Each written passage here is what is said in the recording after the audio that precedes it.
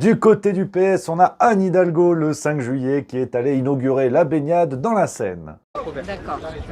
Bon, merci en tout cas. Mais non, mais merci à vous, merci. Voilà. C'est bien avec la GoPro, hein. Bah pareil, Anne Hidalgo, je trouve qu'elle devient poussiéreuse. Ouais, tu vois, c'est comme Marine Le Pen. On a envie d'avoir les nouveaux guignols. Tu sais, des guignols tout neufs, des clowns un peu mieux maquillés, avec des habits tout neufs. Là, Anne Hidalgo, on n'a plus envie d'y croire, tu vois. Elle nous refait le coup de la baignade, tu vois. Tu sais, c'est un petit peu comme les reportages animaliers sur les cachalots.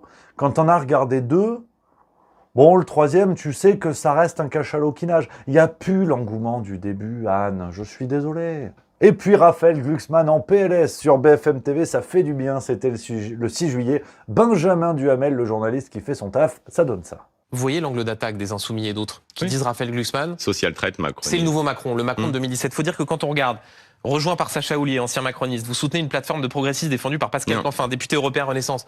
En fait, vous êtes le nouveau Macron. Et enfin, les amis, pour boucler la boucle, quand je vous dis que malgré l'heure qui est aux vacances, on a de belles supercheries politiques, la gauche nous refait le coup du nouveau Front Populaire. Ouais.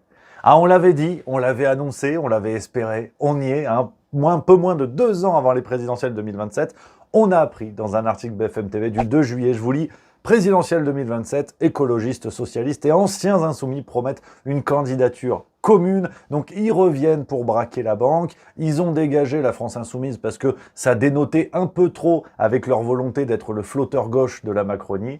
Et donc voilà ce que ça donne. L'escroquerie après la NUPES, le NFP. Voici le NFP 2.0. Ils osent tout. Et c'est à ça qu'on les reconnaît.